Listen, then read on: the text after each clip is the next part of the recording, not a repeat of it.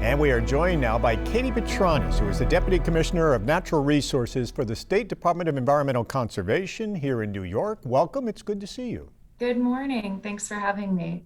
The DEC teamed up with the Adirondack Club that owns the Adirondack Mountain Reserve to launch this pilot program this year. What is the DEC's assessment? How has this first year been? I think this first year has been a huge success, actually. I think, it's the culmination of a lot of planning that went into this effort. I think we got to the place where we knew that we were ready to start this pilot after realizing that we had a growing safety concern. Something really needed to be done in the Route 73 corridor. We also had just completed the High Peaks Advisory Group report meetings. That was, as you know, a group of stakeholders who had sort of decided to help us look at the Adirondack and the High Peaks corridor specifically to help manage use in the forest preserve. And so one of their recommendations was that we consider a pilot in the High Peaks to look at visitor management. We really needed to do something to improve public safety in that corridor.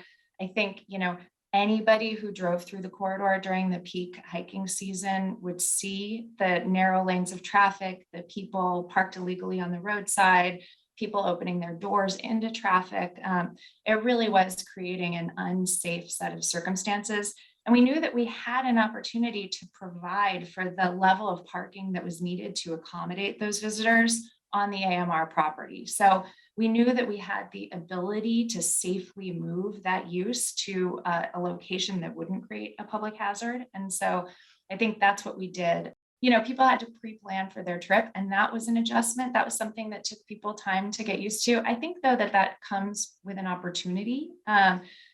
People have an opportunity now there to pre-plan, which also guarantees you a spot, which I know has been a challenge for some during peak hiking season. And I know, for myself personally, I have a 7-year-old. It's not that easy to sort of fly by the seat of your pants when you're hiking these days for me. And so having that level of a guaranteed spot in a parking lot allowed us, we made reservations this summer, and it gave us the chance to leave our house at 7 a.m. instead of 4 a.m. and know that we were going to have a spot and a way to hike and do it safely. And so I think it was a change, but it was also welcome for many. And we heard that throughout the season.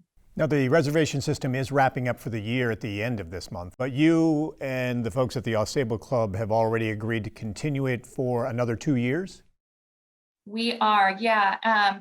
We've intended this as a pilot. We've intended it to sort of do what we thought we needed to do to address the public safety issues. We also looked at it as an opportunity to consider the natural resource implications of visitor use and to study that. And now that the first season has wrapped up, we have a lot of data that we've collected over the past season.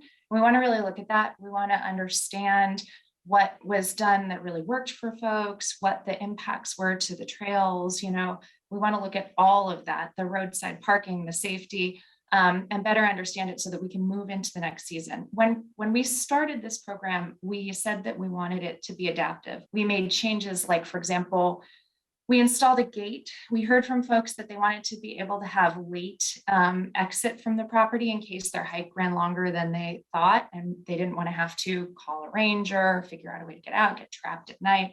There aren't that many folks that actually leave the site late in the evening, but we still wanted to accommodate that. So we figured out a way to install a gate that would allow for late exit.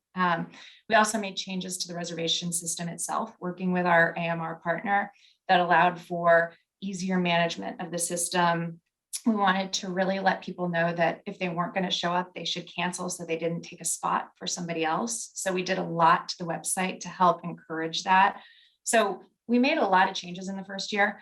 I think we are open to continuing to being adaptive over these next 2 years to really see how we can grow the pilot, how we can continue to make this successful. If there are additional opportunities to improve the pilot, we want to do that. Keene Supervisor Joe P. Wilson said he didn't think reserving parking spots like this would work anywhere else in the High Peaks. Is that your thought as well?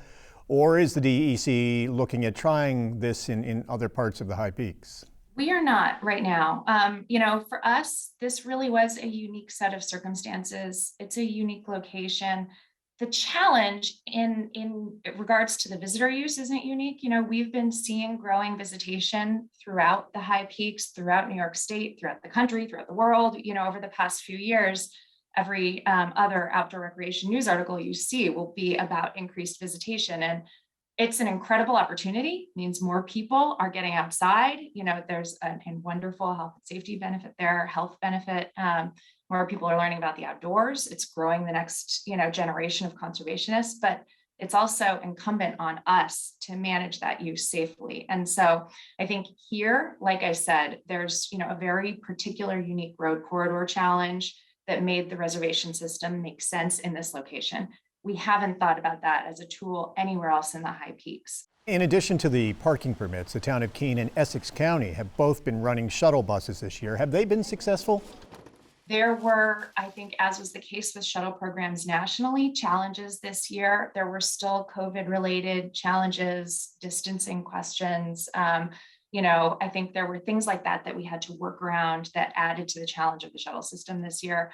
I also think shuttle systems are the type of programs that grow over time because a lot of the shuttle usage is word of mouth.